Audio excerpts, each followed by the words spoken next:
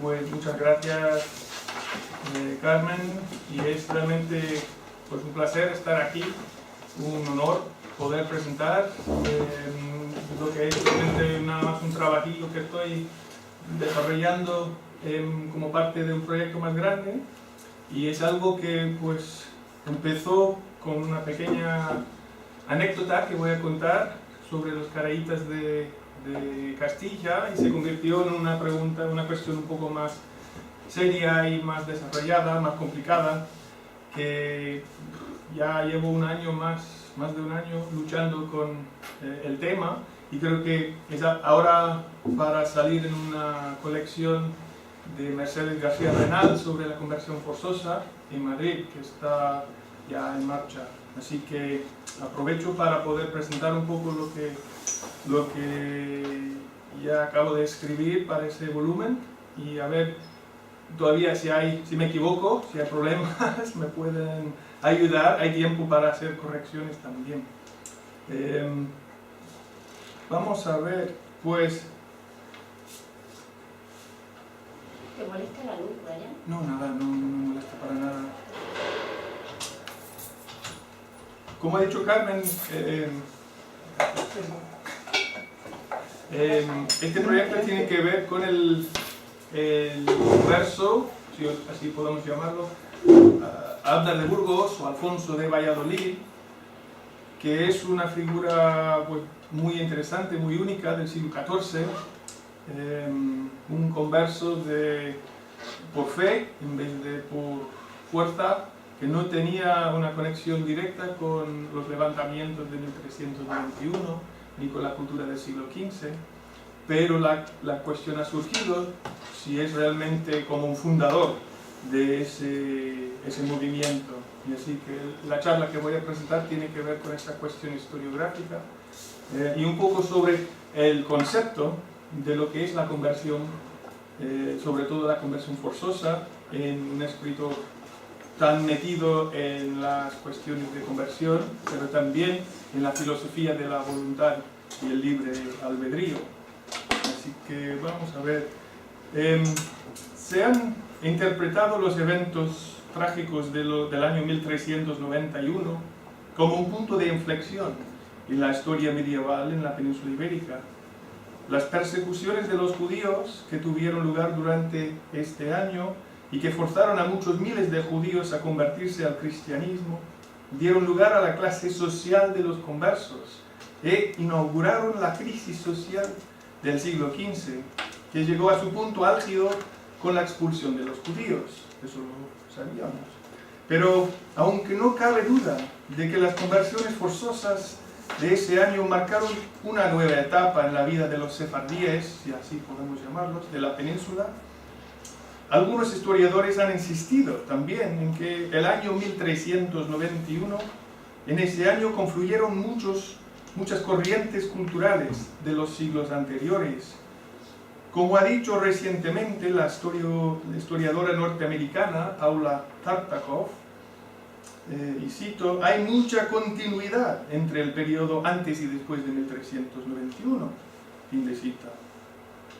Al buscar las causas y las consecuencias de las persecuciones, es lógico examinar la literatura polémica de finales del siglo XIII o principios del XIV, y hay mucha literatura, y no hay duda de que la quema del Talmud, por ejemplo, en París, a mitad del siglo XIII, o la disputa de Barcelona entre Nachmanides y el converso Pablo Cristiani, o Pau Cristià, en 1263, o los textos antijudíos del dominico Ramón Martí en la siguiente década, todos marcaron un cambio notable en el tratamiento de las fuentes judías por parte de los cristianos. Desde cierta perspectiva, los eventos de 1391 parecen ser más una conclusión del movimiento antijudío del siglo anterior y menos una revolución inesperada en las relaciones sociales entre judíos y cristianos en el Reino de Castilla. Entre las señales aparentes del aumento de odio hacia los judíos en el siglo XIV, se puede analizar, es lo que propongo aquí, la obra polémica del converso Alfonso de Valladolid, conocido antes de su conversión alrededor de 1320 como Abner de Burgos o Maese Abner.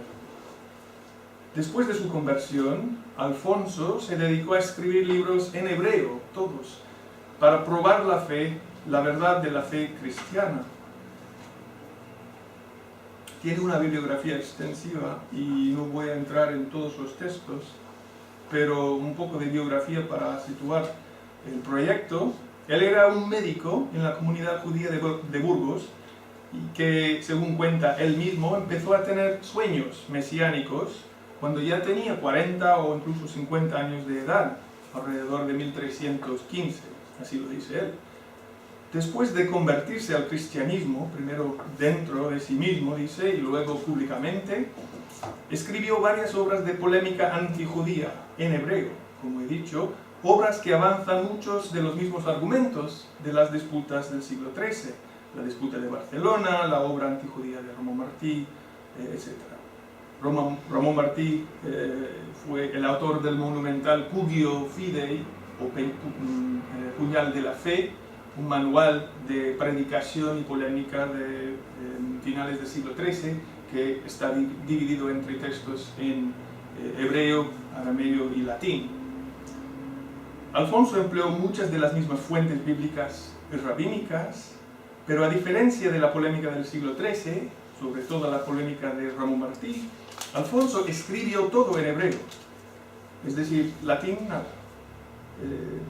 Luego, para cumplir con la petición de Blanca, la señora del convento de las Huelgas en Burgos, tradujo al castellano su primera obra cristiana, el Sefer Milhamot Adonai, bajo el título Libro de las Guerras del Señor, eso alrededor de 1320-21, y se supone también que él mismo realizó las siguientes traducciones de sus próximas obras hebreas que aparecieron en los años siguientes, aunque no se sabe con certeza los orígenes de todos los textos, salvo que se conserva un manuscrito del siglo XIV y parece, bueno, las dos copias que tenemos parecen ser de su propia vida, así que hay mucho para apoyar la tesis. Yo estoy a favor de esa idea de que Abner hizo todas las traducciones él mismo.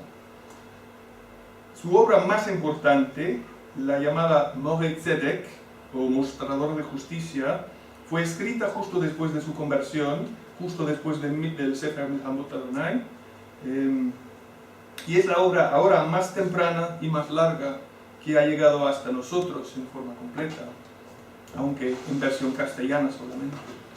Luego, después de convertirse al cristianismo públicamente y mudarse de Burgos a Valladolid, compuso entre varias otras obras una obra filosófica que voy a discutir un poco, el Minhat Kenaot, o lo que él traduce como Ofrenda de Celos, un libro sobre el libre albedrío y la predestinación filosófica. También compuso una respuesta polémica a las críticas de su estudiante, Yitzhak Ben Pulgar, que se llama Tshuvot Lameharef, o Respuestas al Blasfemo. Y pues el único manuscrito del Mostrador de Justicia existe ya, está en París en castellano, aquí la encontramos, y la versión de los Tshuvot Lameharef existe en dos versiones, la versión hebrea original, que está en Parma, y la versión castellana, que ahora está en el Vaticano, pero es el mismo texto, más o menos. Hay también un par de obras menores, cartas, obras atribuidas a él, pero de autoría incierta, varias cosas que no voy a mencionar, pero su obra maestra, El Mostrador de Justicia, es realmente el enfoque de esta charla. En el Mostrador hace uso constante de literatura rabínica para argumentar, básicamente, que el Mesías ha venido ya, pero como lo explica totalmente a base de fuentes rabínicas y en hebreo. En vez de presentar argumentos en forma ordenada, escolástica, como hace Ramón Martí y otros dominicos, Alfonso, que igual yo creo no sabía latín o muy poco, presenta sus argumentos dentro del marco de un diálogo muy rabínico casi, entre un llamado Morey, un mostrador y que es cristiano, y un Mored, un rebelde o rebelle, que es el judío en el diálogo. El diálogo trata varios argumentos con un estilo muy talmúdico, para decirlo así, en vez de escolástico, y puesto que escribió todo en hebreo, Alfonso recibió muchas respuestas directas de sus lectores judíos, no cristianos, muchas más respuestas que cualquier otro autor polémico cristiano de la Edad Media. Aunque es bastante oscuro como figura, es muy desconocida, pero recibió un montón de respuestas directamente de sus enemigos judíos. Algunos de sus propios discípulos repetían sus argumentos también más adelante en el siglo XIV, y así tuvo cierto impacto en la polémica cristiana también. Su obra en versión castellana influyó los argumentos de Halorki, Yehoshua Halorki, el converso que luego fue el cristiano en la disputa de Tortosa en 1413-14, y también tuvo impacto en las obras latinas antijudías del converso Solomon Halevi o Pablo de Santa María 2 décadas después, sobre todo el Scrutinium Scripturarum, el escrutinio de las escrituras y su comentario bíblico.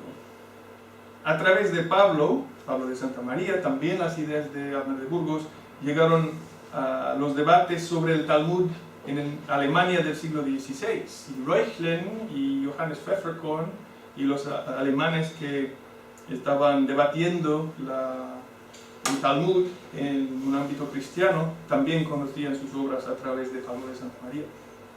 Pero, bien, ¿realmente se puede conectar, a pesar de esas influencias y esas líneas, realmente se puede conectar la obra polémica de Alfonso con los eventos de 1391?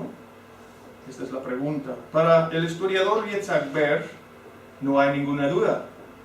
Para él, como dice, Alfonso creó, y cito, creó la ideología de aquella persecución religiosa que unas 2 generaciones después de su muerte iba a asolar el judaísmo. Bien, ya vamos viendo. Sin embargo, como ha notado Luis Suárez Fernández, las matanzas de 1391 constituyeron movimientos totalmente populares, en el peor sentido de la palabra. Como dice, son persecuciones y movimientos alentados por el bajo clero. Cito, las calumnias acumuladas durante generaciones circulaban por las venas de la credulidad popular. Fin de cita. Las ideas de Alfonso, sin embargo, solo fueron discutidas y leídas por otros filósofos, por rabinos. En principio, realmente hay 2 preguntas distintas aquí. Por un lado, en un nivel histórico, se puede buscar una influencia directa de los argumentos de Alfonso en los protagonistas de los levantamientos de 1391, como por ejemplo el predicador Fernán Martínez, cuyos sermones en Écija constituyeron el núcleo de los pogromos, si mencionamos así, los levantamientos de 1391. No hay ninguna evidencia de que Martínez haya conocido la obra polémica de Alfonso o de los dominicos del siglo XIII. No era, desde luego, gran lector. Pero en teoría sería posible si se encontrara alguna huella concreta para conectar los textos del siglo XIII o del siglo XIV con el siglo XV. Por otro lado, en un nivel más, digamos, literario, se puede indagar en las obras de Alfonso para evaluar sus propias opiniones sobre la coacción o la conversión forzosa, y para saber si un lector hipotético, porque no tenemos el lector concreto, si un lector hipotético podría encontrar alguna justificación de la violencia si lo buscara. Esta segunda pregunta es realmente mi propósito: examinar en detalle las obras de Alfonso para saber lo que dice sobre la conversión forzosa y si está a favor o en contra, en teoría, de la conversión por voluntad propia. Las palabras de Ber nos ofrecen el punto de partida.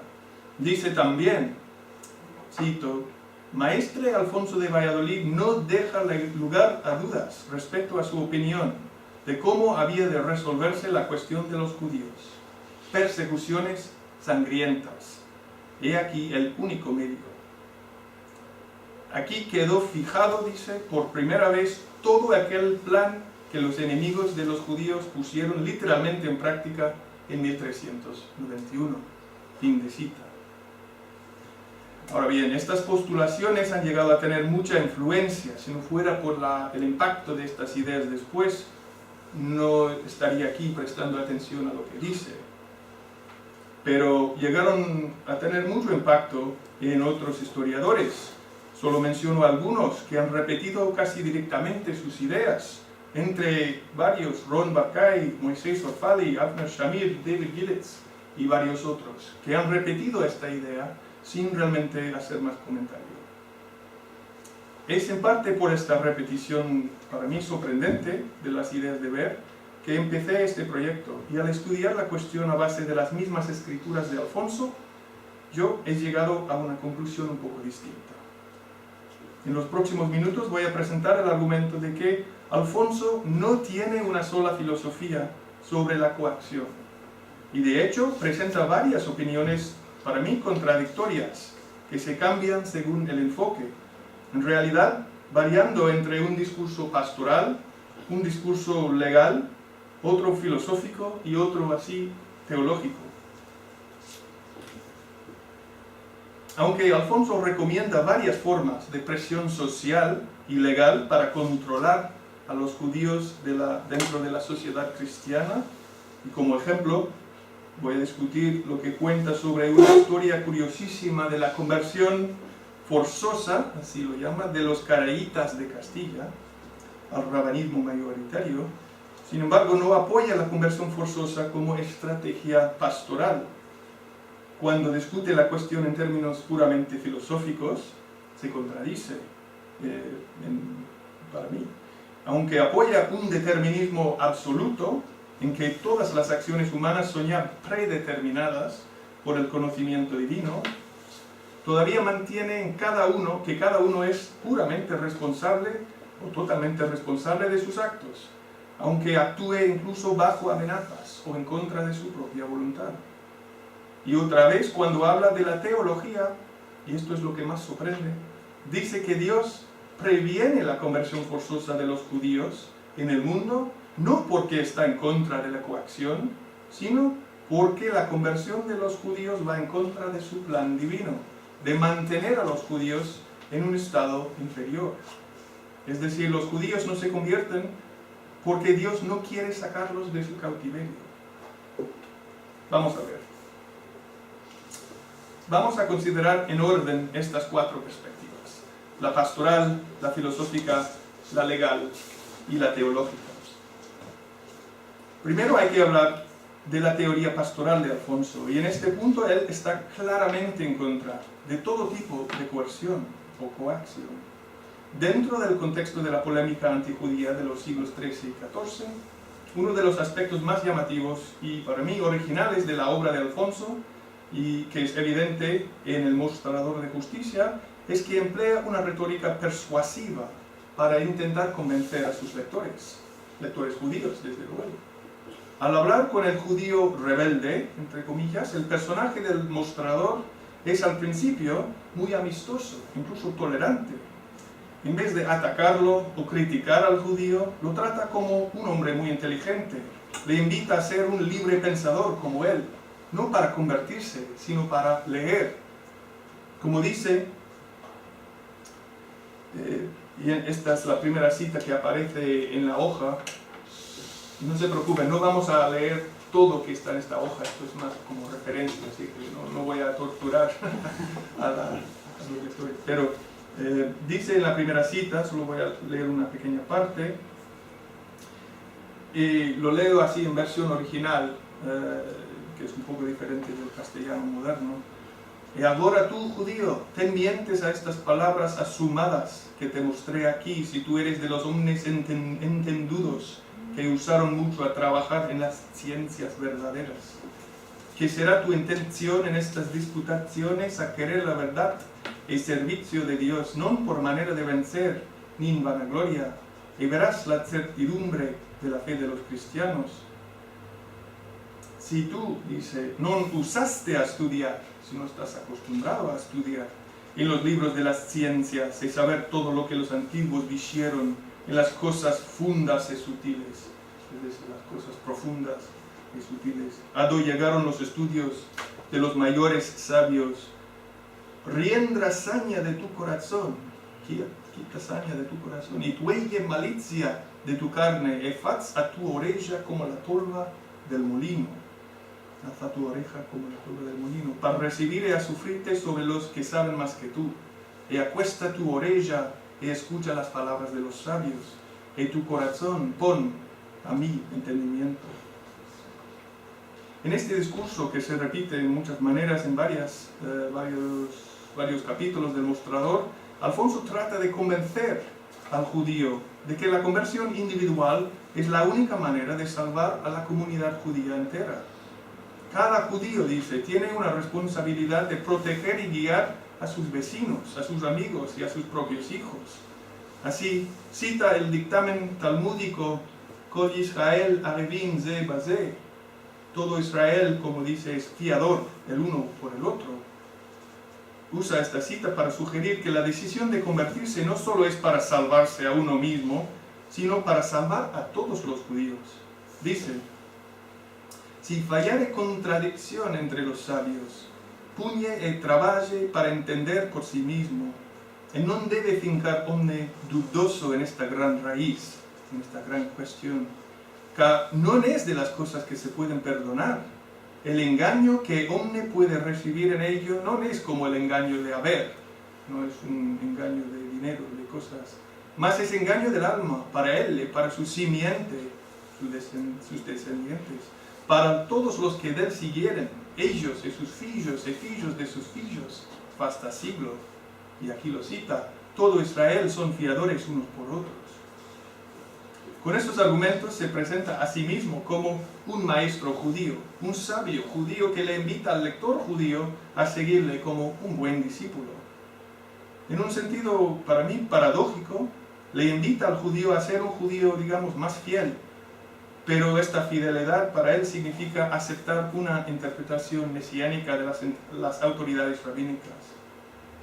Dice, si encuentras en lo que los cristianos han hecho alguna glosa que contradiga la ley, según la entiendes, cito, no te apresures a empujarla, no lo rechaces, ni a desecharla, mas cata primero si aquella razón que arrimaron al viso es confirmada por verdadera de parte del estudio filosófico, o de dichos de los filósofos estudiantes, o de dichos de los sabios del Talmud, o de otros auténticos entre vos. Dice, bueno, no podemos sorprendernos si algo parece extraño o nuevo, hay que estudiarlo, y estudiarlo a base de las fuentes rabínicas. Alfonso desarrolla esta retórica pastoral a lo largo del Mostrador, con la intención de convencer al lector con razones y pruebas textuales totalmente hebreas. Dice varias veces que el lector judío ya tiene estas dudas que él está mencionando, como él tenía, pero normalmente se niega a aceptar nuevas interpretaciones por miedo, a causa de factores prácticos. Entre muchos factores que prohíben o que impiden al judío a pensar más en sus propias fuentes y en las cuestiones y dudas que tiene, da una lista de 12 cosas, 12 razones que menciona para explicar las razones, que no son polémicas, desde luego, son más prácticas.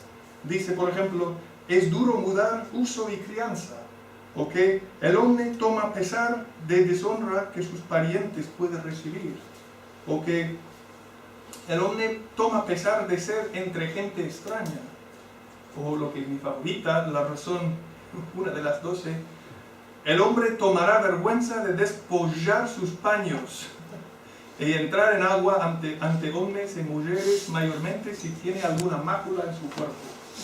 Es decir, nadie quiere desnudarse para ser bautizado en público, sobre todo si tiene algún defecto en el cuerpo. ¿Qué judío es? La mácula. ¿sí? Estas razones ponen de relieve el enfoque pastoral de este discurso. Está pensando en lo que están pensando sus lectores, con el cual trata de ganar la confianza del lector al mostrar que él entiende bien su propia posición, sus propias dudas. Sus palabras muestran, entre otras cosas, que su intención, por lo menos, no es de forzar a sus lectores, sino de convencerles con razones, testimonios, argumentos, palabras. Dice explícitamente, hay que convencer a los judíos lectores con delicadeza y cuidado. Y dice, cito, porque el judío contradecidor, el que contradiga, tiénese por seguro y por mucho esforzado en sus razones. Es necesario de venir contra él mansamente, es decir, con delicadeza, con ternura casi. Toyerlo de aquella razón poco a poco, según que conviene a la natura de los hombres, es menester a convencerle. Fin de cita.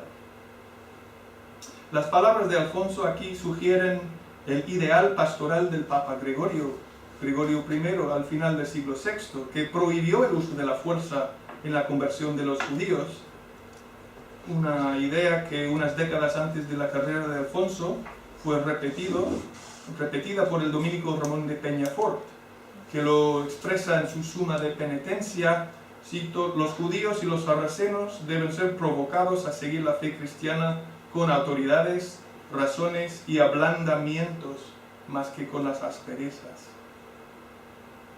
Este discurso pastoral desmiente la tesis de que Alfonso solo recomendaba la persecución y la violencia, por lo menos en este tema.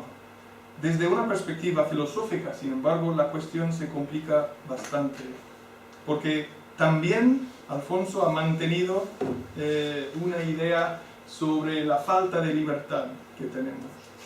Dice, incluso los lectores de Alfonso dice que él ha negado la existencia de la voluntad propia, incluso el libre albedrío. Entonces, ¿cómo puede buscar sinceramente la conversión a través de argumentos o pruebas si él mismo no cree que el lector tenga libertad para determinar su futuro, para tomar decisiones libres sobre su fe? El problema es importante porque el entendimiento general de la doctrina filosófica de Alfonso es la de un determinista puro y duro, hasta incluso de un fatalista. Colette Sirat, investigadora francesa, en su Historia de la filosofía judía, concluye que Alfonso, y cito, da una definición de la voluntad que justifica de forma premonitoria los bautismos forzados y todas las torturas de la Inquisición reservadas a los conversos reincidentes. La cuestión es muy complicada y este no es el momento de ofrecer un estudio completo del determinismo en el pensamiento filosófico de Alfonso, el cual es expresado en más detalle en su obra Minhat Kenaot, o Ofrenda de Celos. Pero hay que clarificar lo que este determinismo implica para la doctrina de la conversión forzosa. Es cierto que en todas sus obras Alfonso afirma la misma creencia de que los eventos de la vida humana, tanto pasadas como futuras, son conocidos por Dios al mismo tiempo, desde una perspectiva de la eternidad.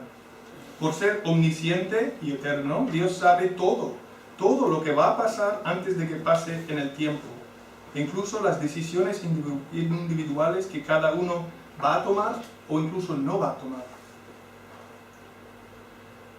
El hombre no debe pensar, como dice, cito, que Dios sabe las generalidades y las especies de parte de materia universal de ellas y que no sabe los individuos, sino debe pensar que cada individuo, también de sustancias como de accidentes, todo es conocido ante Dios. Es decir, todo, y así usando un lenguaje aristotélico, tanto accidente como sustancia. Esto es porque, cito, todas las cosas y el ordenamiento de su ser, unas después de otras, son conocidas y sabidas a Dios en un tajamiento, es decir, todas a la vez. Dios tiene mientes particularmente particularmente, en todas las cosas con un saber eterno. El problema aquí gira en torno a la justicia divina. Es decir, ¿cómo puede Dios ser omnisciente y consciente de todo lo que vamos a hacer antes de que lo hagamos y a la misma vez condenarnos por los pecados que cometemos? Si no tenemos libertad para determinar libremente nuestro futuro, para libremente equivocarnos, ¿es Dios justo en juzgarnos por lo que era simplemente el destino? El destino que Él mismo creyó y nos asignó.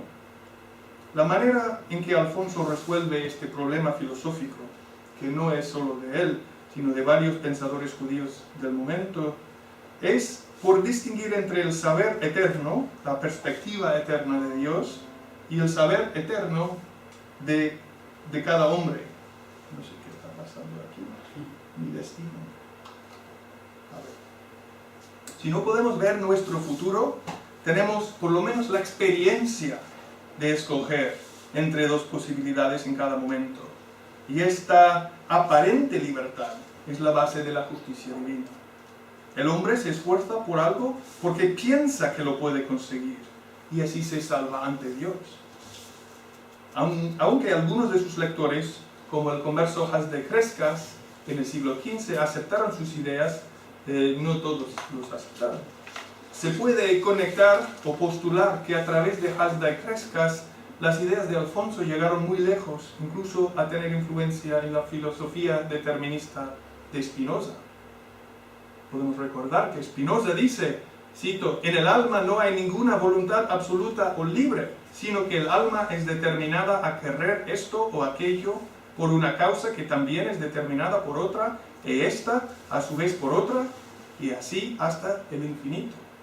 Es decir, en Spinoza también existe el determinismo de esta forma y podemos conectar directamente las ideas de Alfonso a Crescas, a Spinoza. Pero ahí no voy.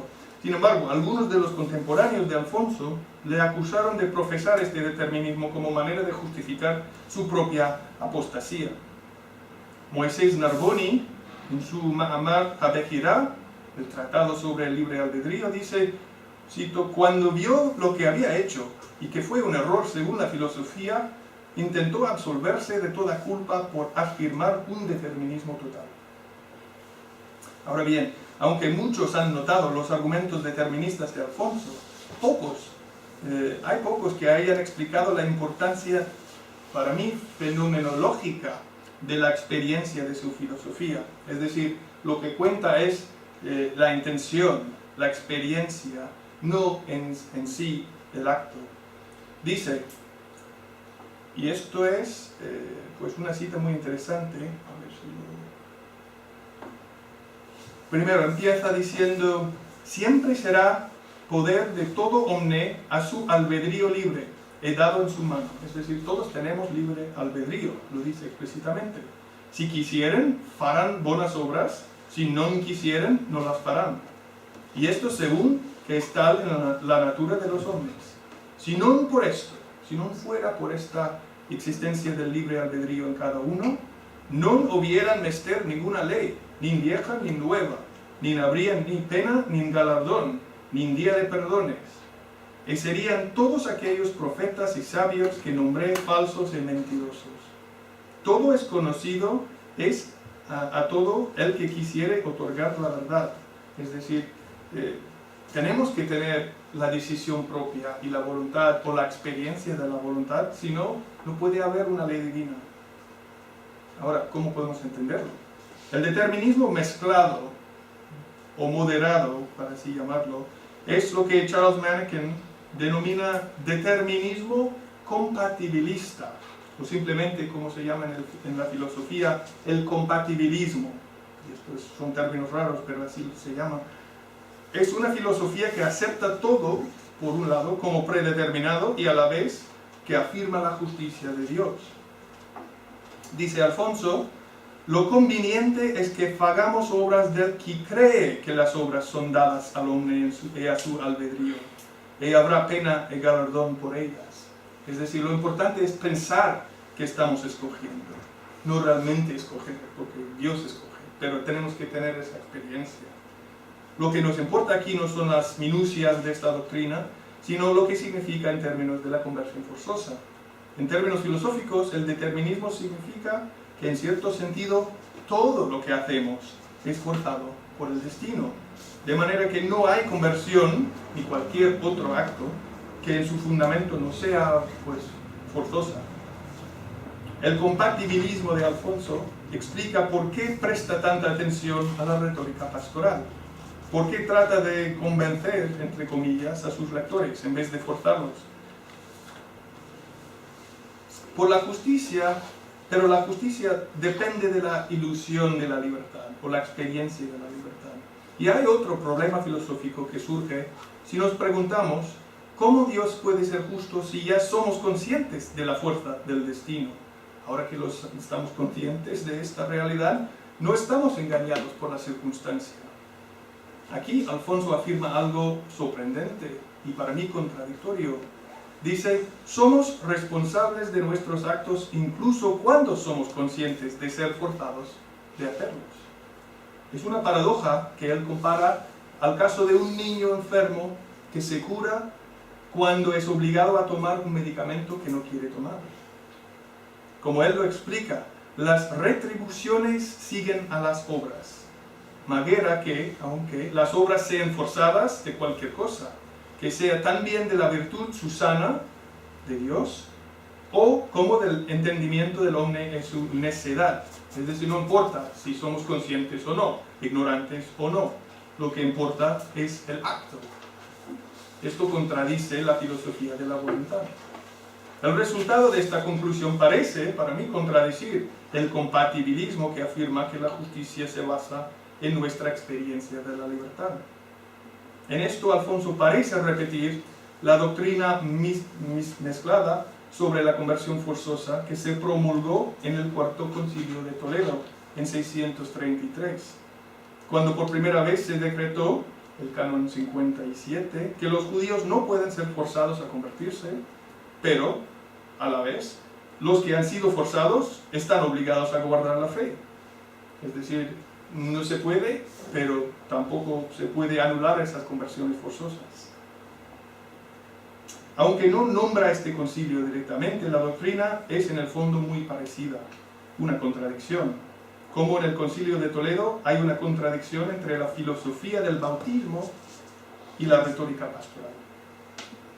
Ahora, con esta filosofía, esta contradicción en mente, y no voy a torturar más a ustedes con la filosofía determinista,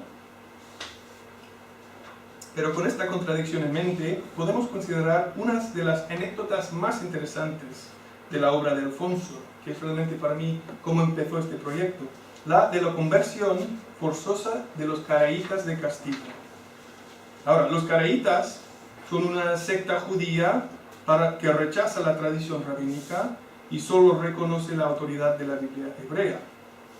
Y aunque sus orígenes son muy oscuros, llegaron a tener una presencia notable en el califato abasí en el siglo VIII, o a partir del siglo VIII. Y hay noticias de su presencia, aunque anecdóticas y muy fragmentarias, en la península ibérica, sobre todo en el siglo XI y XII. Sin embargo, no se conoce ningún texto de la comunidad caraíta en Sefarad. La mención de los caraítas por Alfonso, al principio del siglo XIV, es una de las referencias más tardías a los caraítas de la península, y es de interés tanto por lo que aporta a la historia de los caraítas mismos, como por el lenguaje descriptivo que emplea, que es lo que voy a discutir. Como el historiador judío Ibn Daud, que le servía como fuente, junto al autor místico Moisés de León, que cita directamente, Alfonso se refiere a los caraítas como saduceos, y a la mayoría rabanita como fariseos. Dice, y esta es la cita que aparece en la hoja, el número 9, esto es más ligero que la filosofía. Dice, poco tiempo ha pasado que estos judíos del reino de Castilla y de los más de la España eran todos saduceos e herejes. Y así escribió Rabbi Moisés de León, que se tornaron todos aquellos judíos a creer en esta creencia en que están ahora, del su Talmud de Babilonia, no por su voluntad de ellos, sino por ruido que hubo entre los saduceos y los fariseos, unos con otros, en la villa de Carrión. Y había entre los fariseos, 3 hombres honrados que siempre tenían queja, que no se cumplía la ley entre ellos, tanto que tomó celo el uno de ellos por lo de Dios, e encendió candela públicamente para sábado. Y no era así el uso de los saduceos. Y entró gran ruido en la aljama, porque tuvieron que aquel hombre quebrantó el sábado. Y llegaron las nuevas al rabí mayor de los saduceos, que moraba en Burgos. Eso también es interesante. Y mandólo prender. Y sobre aquello hubieron de ir al rey don Alfonso VIII, los saduceos y los fariseos. Y paróse por los fariseos un judío, físico del rey, que había nombre Rabbi Yosef ibn al-Fakar, que viniera de Granada. E hizo el rey lo que él quiso, en que mandó a todos los saduceos tornar a la ley de los fariseos. Entonces se tornaron todos, a pesar de ellos, a esta ley de los fariseos que ahora tienen. Y por tales accidentes como estos se tornan los judíos en cada tiempo de una creencia a otra, y andan desterrados como ovejas sin pastor desde que dejaron el pastor verdadero. Muy bonito, ¿no? Se cuenta una versión de esta historia en otras fuentes hebreas, como el Sefer HaKabbalah de Ibn Daud, y una carta de Yosef ben Todros, hijo del cortesano y cabalista de la corte del rey Alfonso X, Yosef Halevi Abulafia, de su hijo. Pero a diferencia de estas citas de Ibn Daud o de Yosef ben Todros, aparecen estas palabras. Alfonso es el único de todos de decir que los caraítas tuvieron que convertirse, se tornaron todos, dice, y que además que se convirtieron por fuerza, es decir, a pesar de ellos. Alfonso emplea este lenguaje, que se tornaron todos a pesar de ellos, para comentar la conversión de los judíos en otras épocas, donde concluye, y aquí, por tales accidentes como estos se tornan en todos los tiempos, andan desterrados, etc. La historia aquí, en principio, parece justificar la conversión forzosa de los judíos en esta y en otras épocas. En general, se sabe que Alfonso apoyó el uso de la fuerza por parte de los cristianos para controlar o limitar la vida religiosa de los judíos de su propia época. Unos 15 años después de la composición del Mostrador, Alfonso publicó una crítica de la oración judía, la Birkat Haminim, o oración sobre los herejes, bendición sobre los herejes, donde los judíos, entre otras cosas, maldicen a los herejes, que todos entendían como cristianos. Siguiendo el modelo del converso Nicolas Donin, el que motivó el quema del Talmud en París en 1240, y que logró convencer al rey Luis de Francia que quemara los ejemplares del Talmud en ese año, en 1336 Alfonso también logró convencer al rey Alfonso X de Castilla que prohibiera la oración Birkat Haminim en Castilla. Y su prohibición fue reiterada por varios reyes cristianos, hasta el rey Juan I en 1380. A la luz de la historia de los caraítas de Castilla, que fueron forzados, como hemos dicho, a convertirse por el rey cristiano, no por los otros judíos, pero el rey que actuaba bajo la presión de un grupo judío en su reino, es significativo que la influencia de Alfonso aquí también es sobre el rey cristiano, para controlar el rito judío en su reino. Este dato sugiere que, por lo menos en un nivel social, Alfonso no estaba en contra del uso de la coerción para controlar, limitar o incluso convertir a los judíos. Ahora, ¿cómo fue el caso en la discusión de la filosofía determinista? Esta perspectiva social o legal también parece contradecir el mensaje de la retórica pastoral. Ahora pasamos a la teología, a ver cómo se resuelve esta contradicción, para ver si se conforma más la teología con la doctrina homilética o con la doctrina más filosófica y social. Como en el caso de los otros aspectos de la obra de Alfonso, el argumento es único y es de gran interés histórico.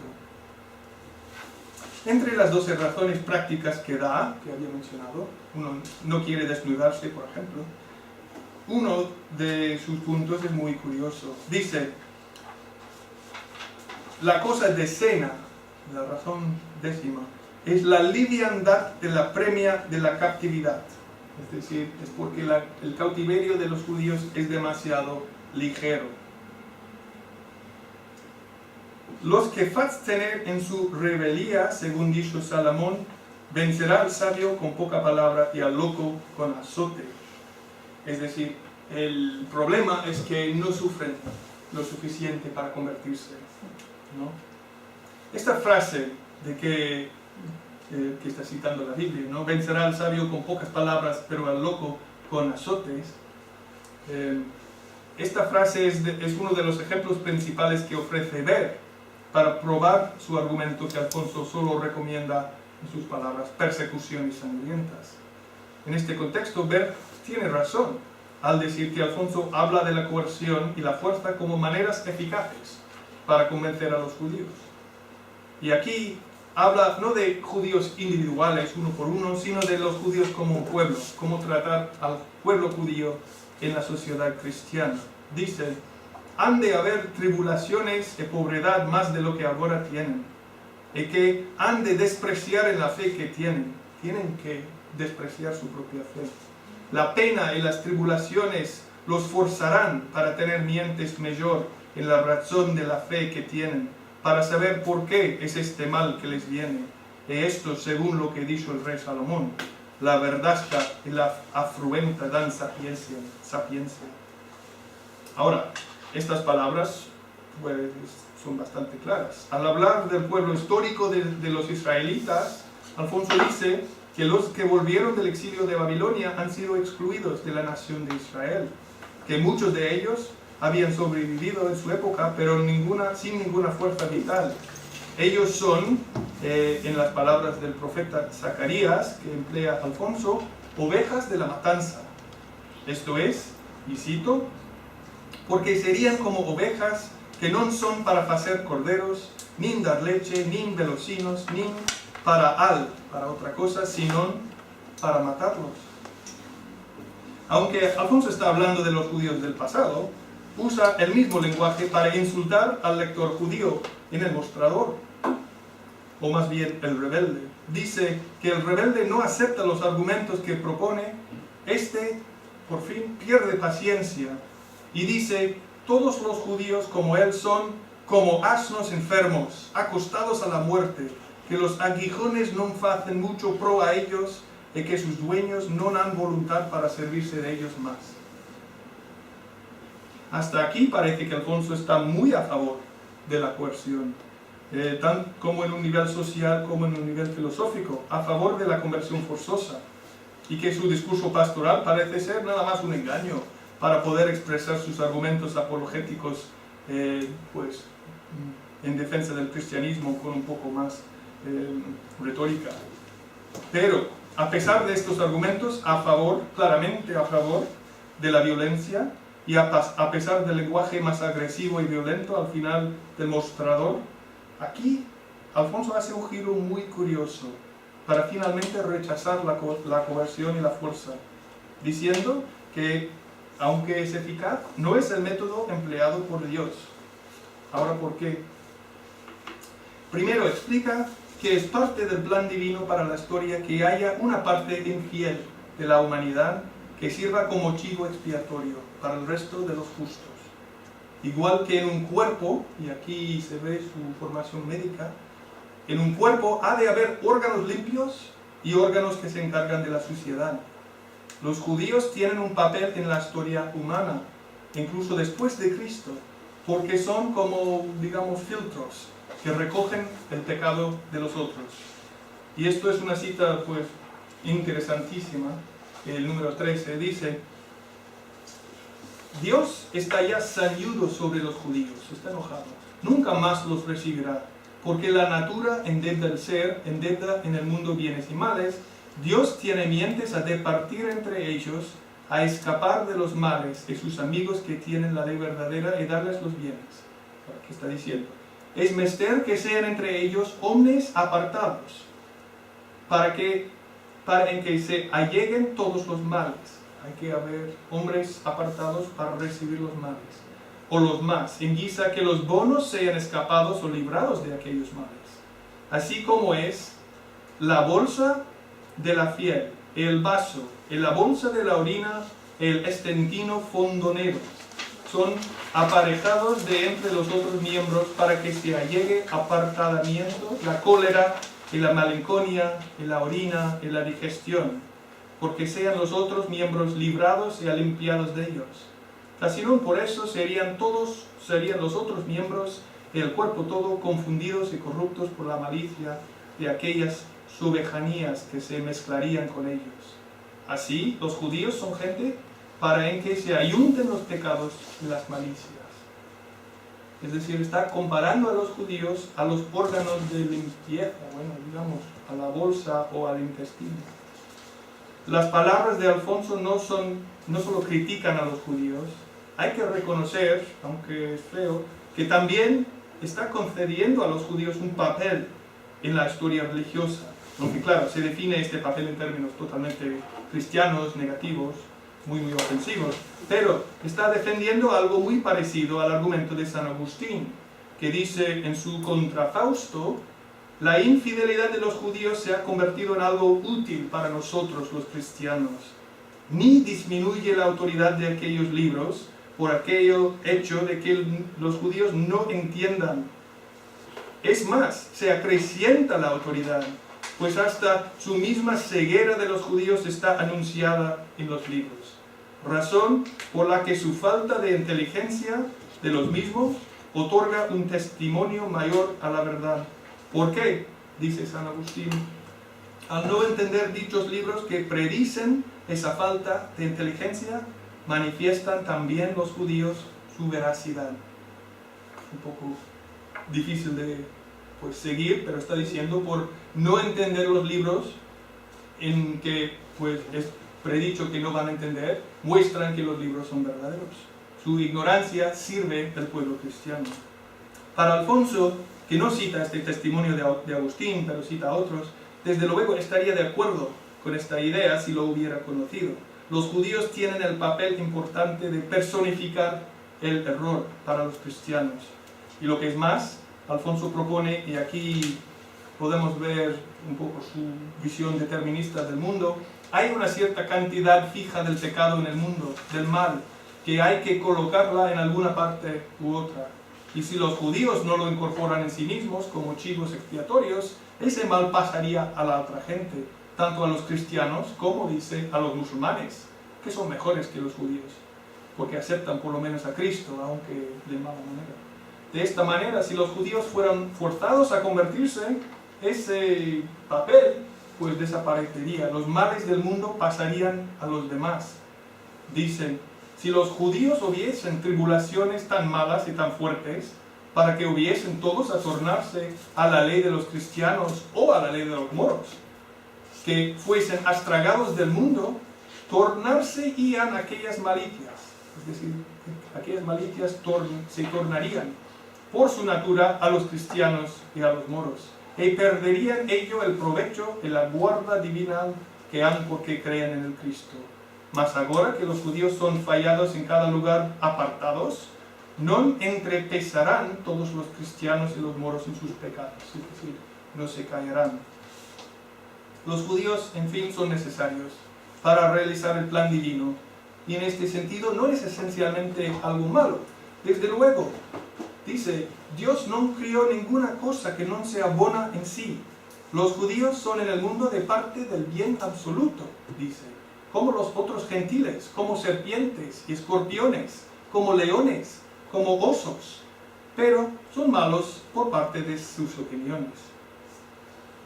Otra función que tienen los judíos es que ayudan a Dios a corregir y a destruir los malos pecadores, los herejes cristianos y a los musulmanes malos.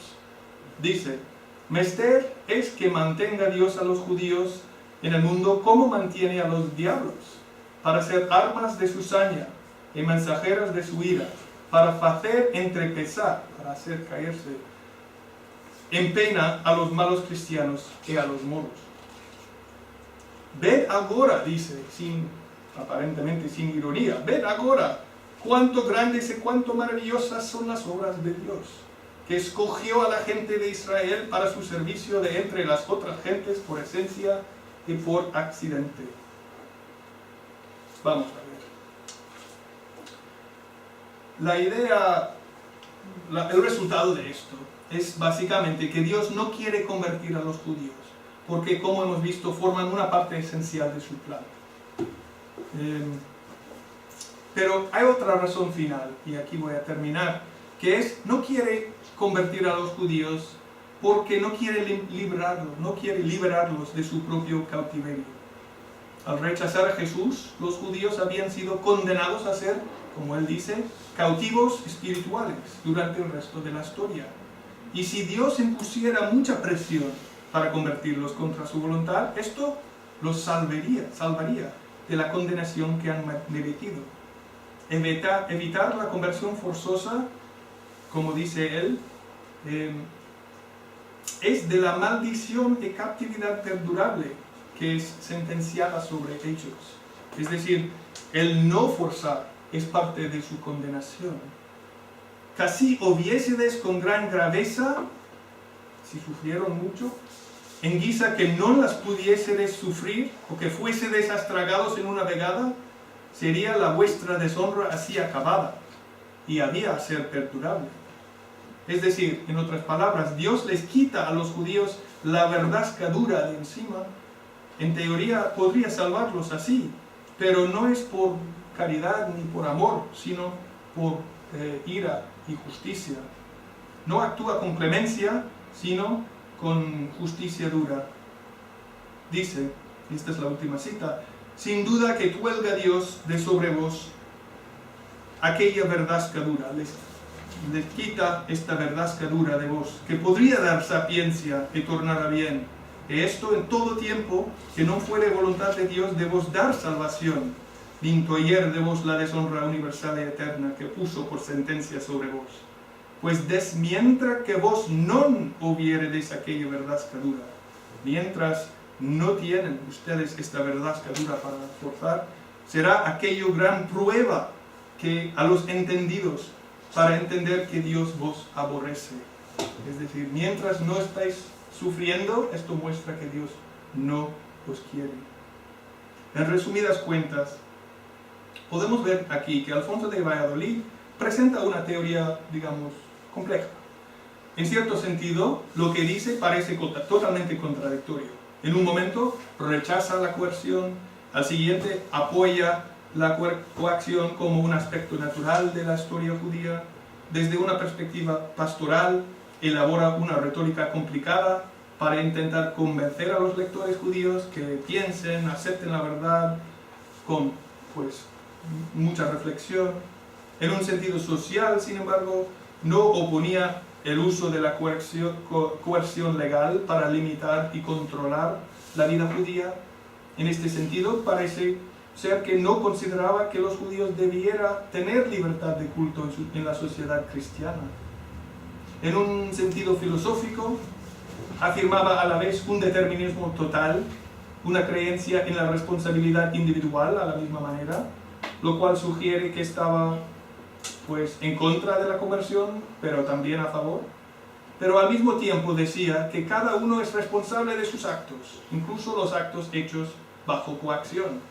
Todo lo cual sugiere que al final no importa si los judíos se convierten por voluntad propia o bajo fuerza y amenaza.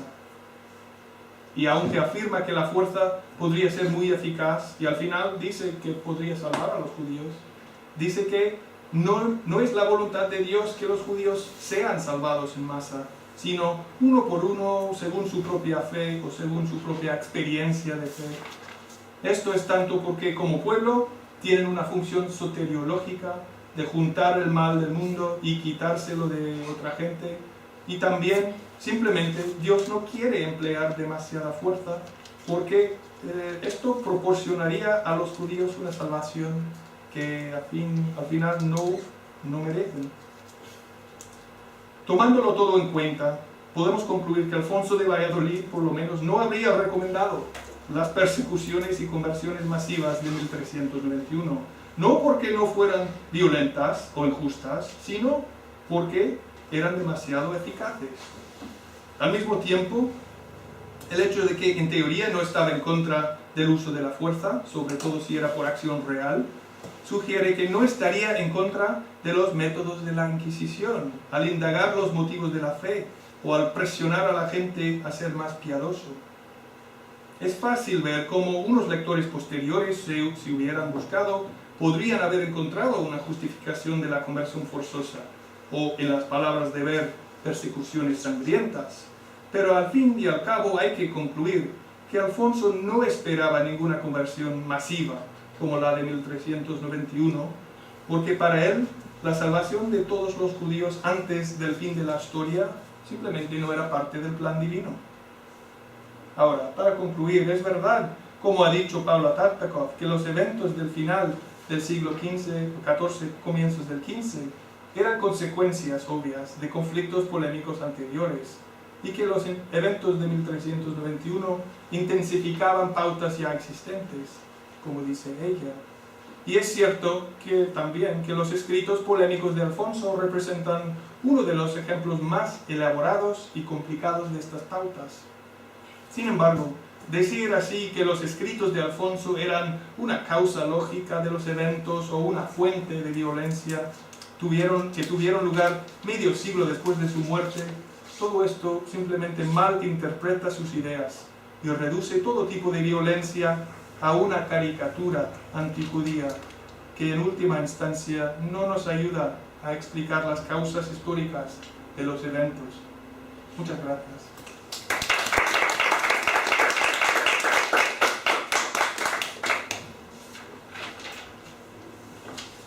Muchísimas gracias. El aula que hemos elegido nos hace parecer que estamos en un congreso, que no era la idea, pero ya que estamos así, porque normalmente ya sabes que interrumpimos, pero sí. Abro, digamos, un turno de preguntas de lo que tengáis. Yo solo quiero decir, bueno, tengo muchas cosas que anotar, pero a mí me has convencido, completamente.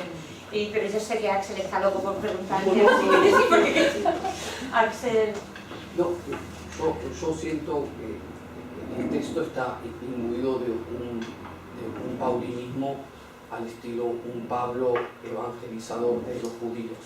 Entonces él lo que hace es implícitamente un elevamiento del Israel de la carne a nivel histórico, soteriológico, eclesiológico también, y al fin y al cabo también escatológico para, digamos, también reforzar este punto, que entonces yo no lo veo una contradicción a nivel de que es una teología paulina agustiniana clásica. Yo me imagino que él también se debe ver como que limita a San Pablo, ¿no? En cierto, tuvo estos sueños y tuvo una conversión, en el caso de él también un poco violenta, así como que venía con dudas, pero esto fue un tema más de divino, ¿no? El tema de los sueños, yo siempre digo, tiran para un lado más revelación que un lado más al estilo de San Agustín. Estuve 20 años, me pasé por los maniqueos, al final decidí que lo que quería era el cristianismo.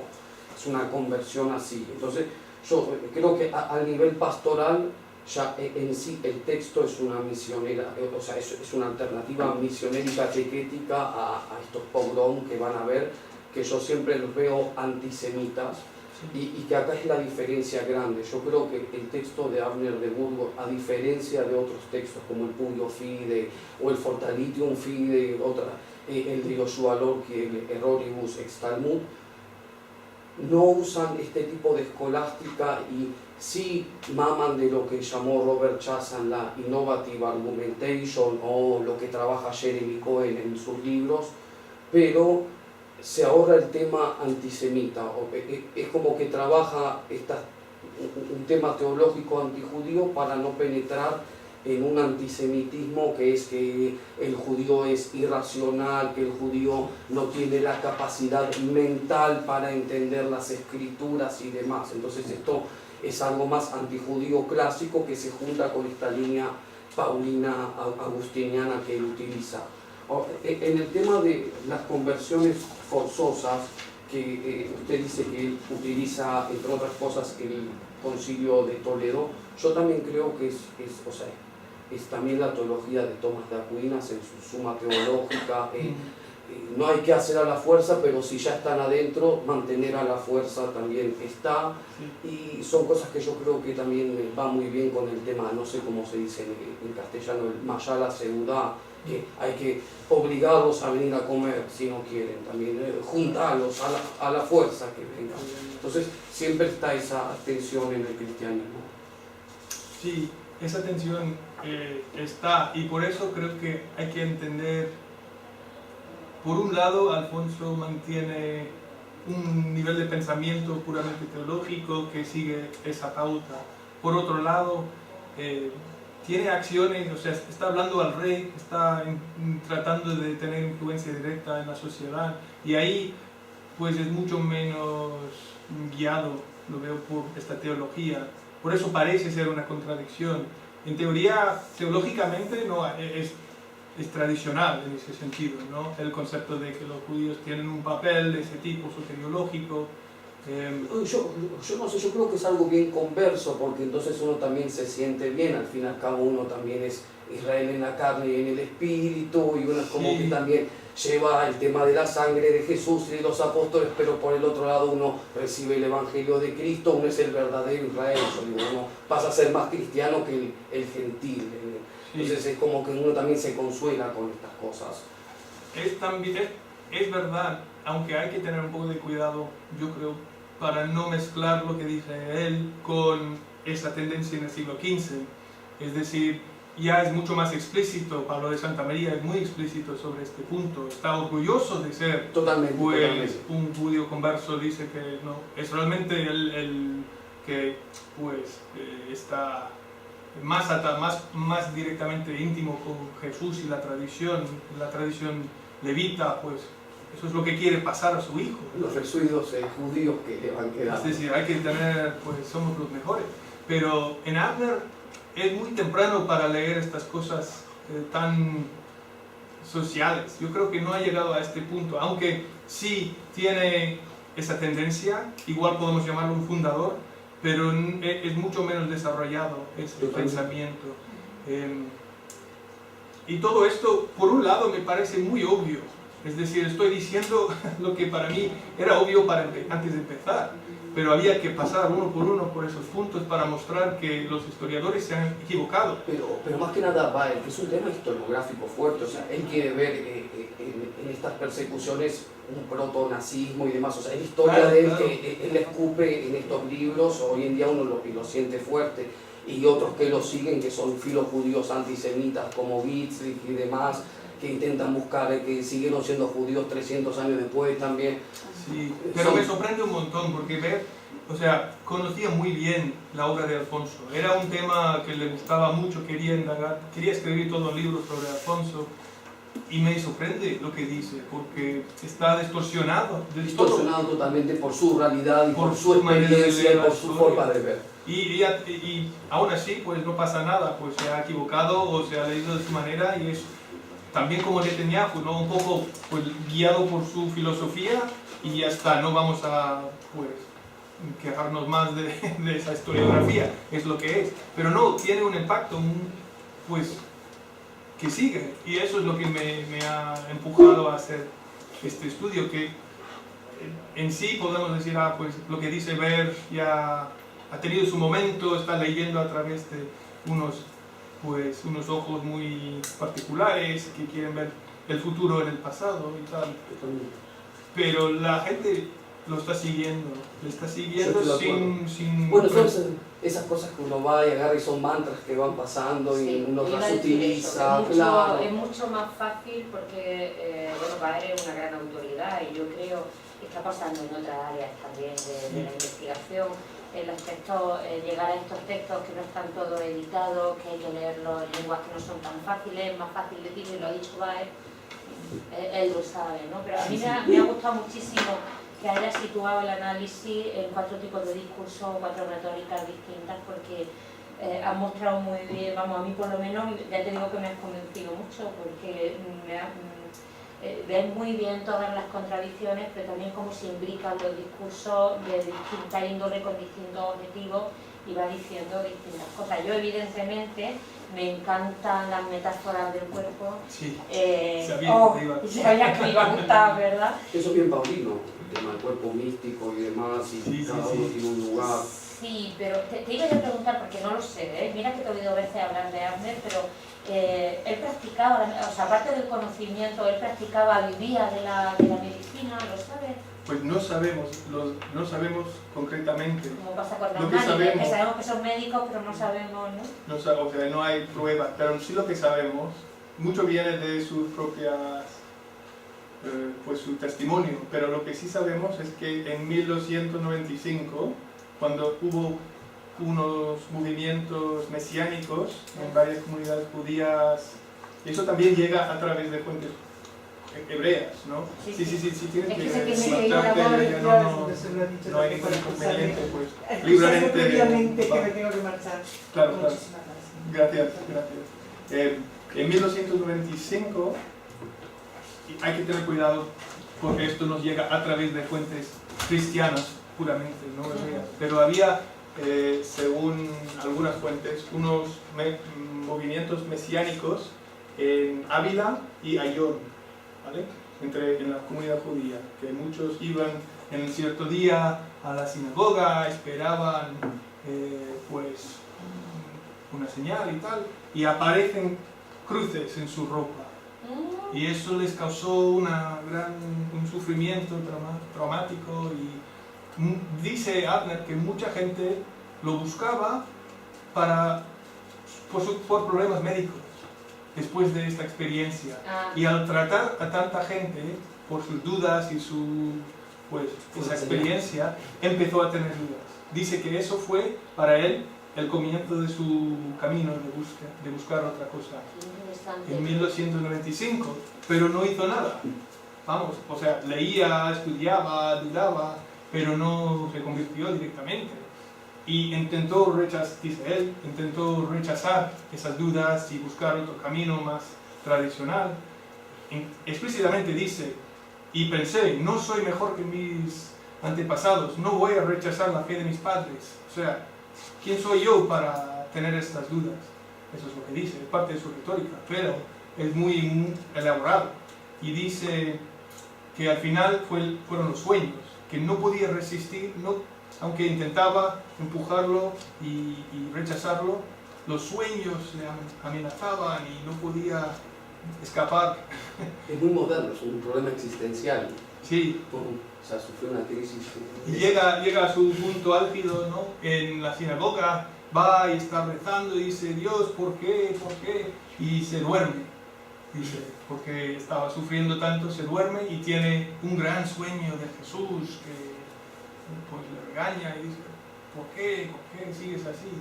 Así que es muy, no sé, es un momento muy literario, digamos, la manera en que lo cuenta. Pero, hablando de la medicina, dice que empezó todo cuando era médico y mucha gente lo buscaba en Burgos para hablar de sus problemas que resultaban de esta experiencia psicológica. También hay mucha...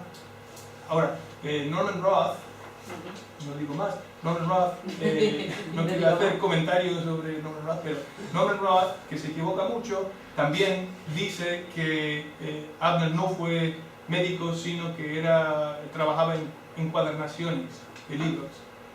Bueno, ¿en qué basa eso? No sé, pero hay un montón de referencias médicas y lenguaje médico a través de sus obras. Por toda su obra se puede encontrar palabras, vocabulario, referencias, metáforas médicas. Sí. No, es que por la metáfora está claro que tiene un conocimiento médico bastante educado.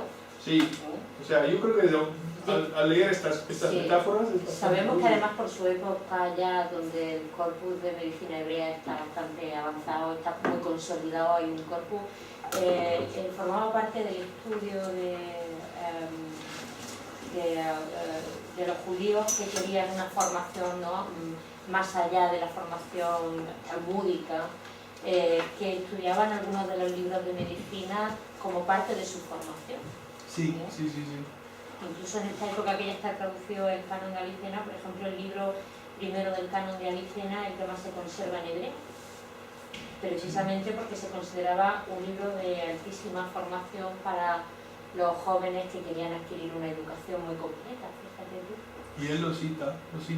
Cita el canon. Cita el canon y varias otras obras de Avicena, a veces equivocadas, se equivoca y confunde a Ibn Tufayl con Avicena.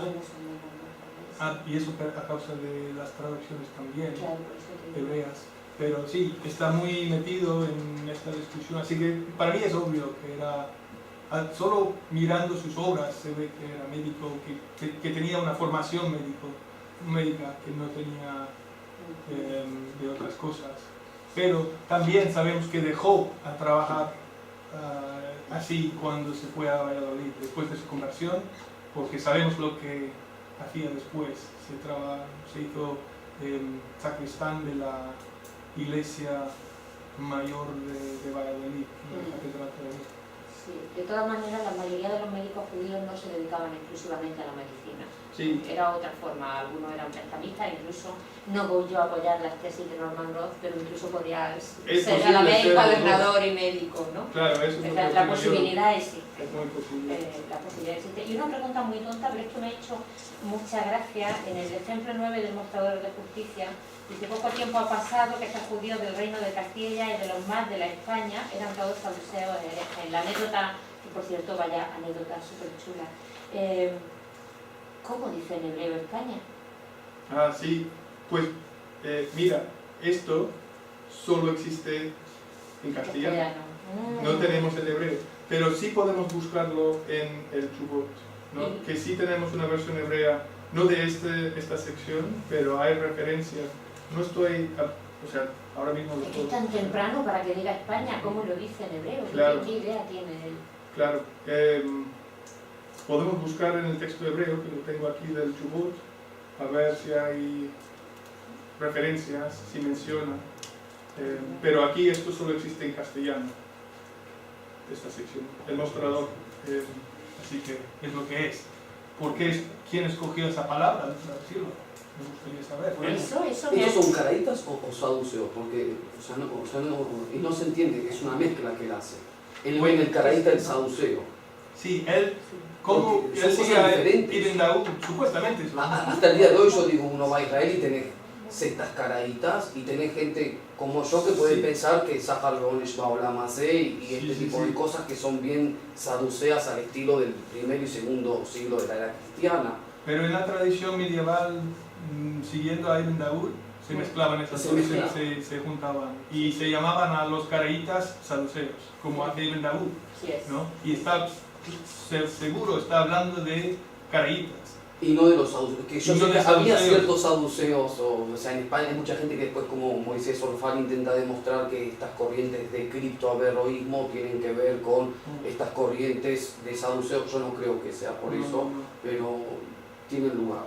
Pero hay otras referencias a los caraítas de España, por ejemplo, que no tienen nada que ver con esta parte de Ibn Daud, la influencia de Ibn Daud. Por ejemplo, Ibn Hazm, el escritor musulmán del siglo XI. Pero él habla de Rabanán, de y los llamaban caraítas verdaderos. ananitas, él los llamaba Claro, ananitas. por el Rabanán.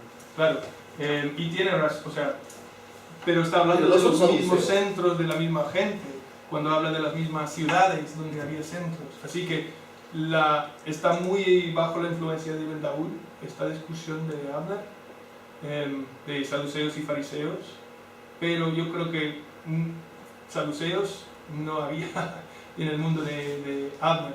Ahora no con esa idea, o sea, un saduceísmo no midrash, pero sí que gente que no creía quizás tanto en la Torah lleva el P, no utilizaba tanto el tema de la Haggadah del Talmud, no se fiaba con el tema. En esa época había mucho cabalismo a nivel de reencarnación de almas, de Bueno, él hace un comentario directo sobre madres. los Kutim también. Él menciona a los Kutim como uno de los varios grupos judíos. Es parte de lo que quiere resolver. Dice que los judíos tienen demasiadas divisiones entre sí. Que puede ser parte de estas conversiones, ¿no? Que la gente misma a veces diga, Puede no, ser, o sea, una tensión entre estos pietistas y estos saduceos. Sí, pero esta noticia, ¿no? Sobre Carrión, por ejemplo, las referencias a Carrión son referencias a caraítas. Totalmente. Eso sí sabemos. Así que es curioso el uso de ese vocabulario porque él quiere juntar los dos grupos y no sé si realmente existiera saduceos de verdad en España en algún momento. No con esa forma, digo yo. No. O sea, eso es una especie de evolución de ciertas ideas. Sí. Pero curiosísimo, ¿no? Es un tema interesante porque es una época, es un tema que la Kabbalah ya está como en un mainstream y por otro lado hay gente que justamente es totalmente al revés a este tipo de ideas, es interesante. Sí, sobre todo cuando menciona esta referencia a Moisés de León, ¿no?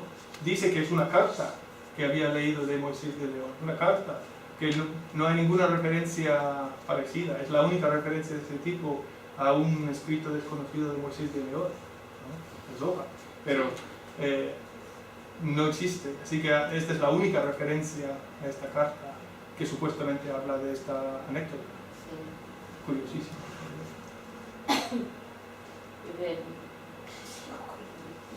No, es que me gusta mucho la referencia a Rabí Yosef Ben Al-Fakar de Granada, que era médico.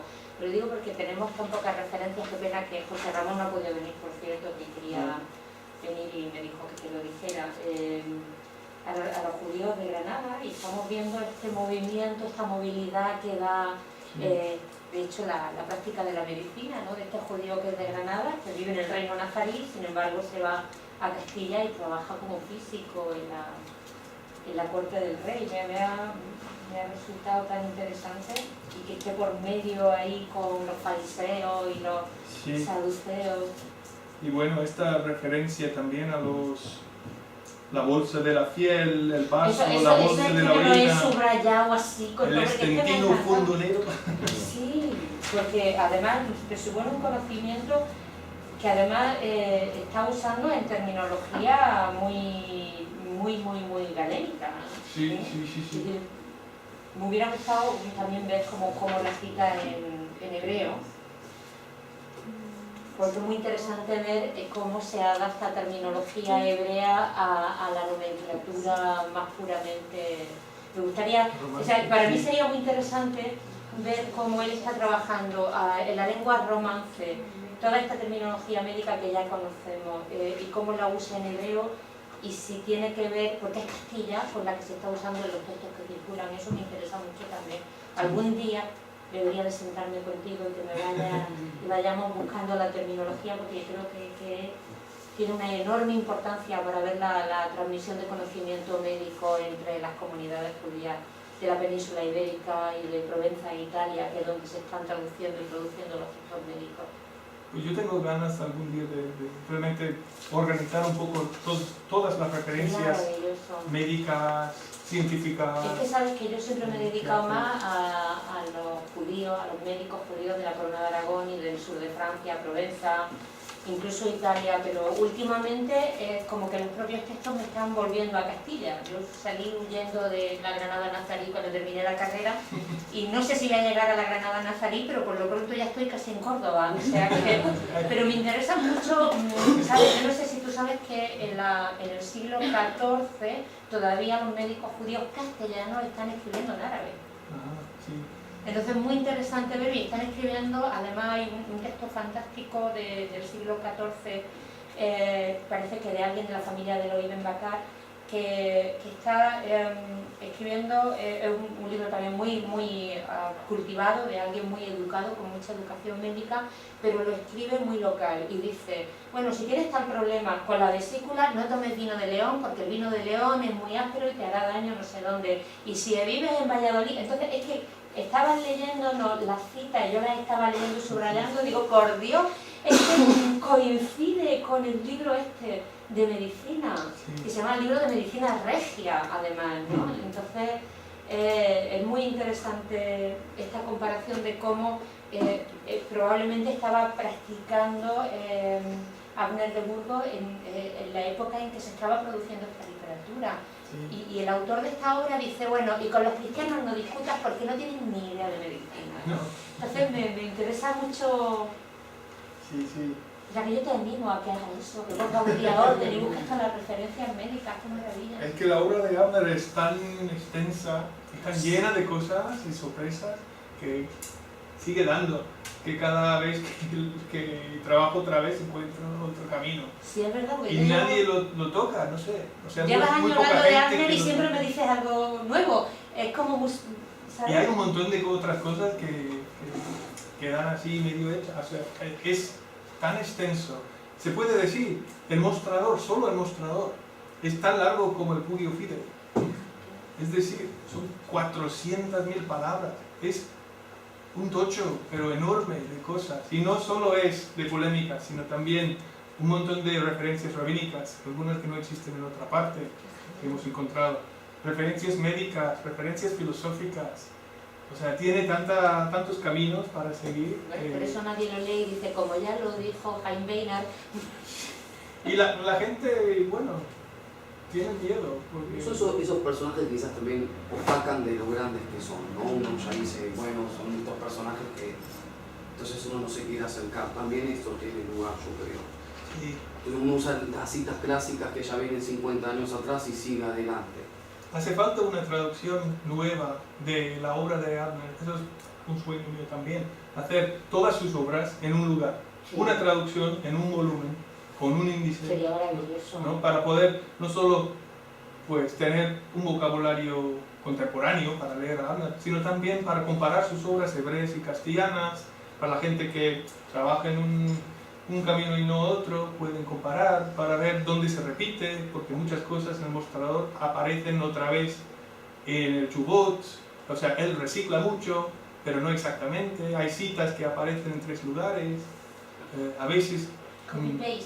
Sí, a veces cut and paste, ¿no? Él es muy ecológico, le gusta reciclar en ese sentido, pero nadie, si alguien empieza a estudiar pues un texto, pasa por alto de todo el resto porque es tan extenso, así que hace falta ponerlo todo en un lugar para poder comparar y en un lenguaje moderno, no solo en este castellano que es imposible de seguir incluso para los nativos, ¿no? Sí, sí, no, estaba Es haciendo traducción simultánea, ya lo...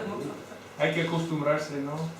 Pero, o sea, no solo es un español de Alfonso X, es un castellano, pero totalmente distorsionado y difícil. Pero sí, esa es otra cosa que quisiera hacer, ¿no? Una traducción completa de todas las obras en un solo lugar. Críticas. Sí, sí, pero vamos, el trabajo es mucho y la vida es corta. Uy, qué hipocrático te has puesto. Ars longa vita brevis, por cierto. Pues si te pones con cosas de medicina y necesitas alguna vez, solo tienes que escribir. Pastillas. Por el dolor. ¿Tenéis alguna pregunta más? ¿Alguna cosa? Para no seguir abusando de su tiempo, pero si tenéis alguna cosa que queráis comentar antes de que nos vayamos. Bueno, les agradezco un montón su atención y tal. Yo sé que esto no es el más, digamos, ligero de temas, ni en la parte sobre la conversión forzosa, ni en la filosofía, pero realmente yo creo que es un tema muy bonito, aunque un poco heavy, ¿no? Un poco pesado. No, aquí somos todos investigadores y nos interesa mucho desde distintos puntos de vista. Sí, pues les agradezco un montón y cualquier cosa, si tienen preguntas, estoy aquí.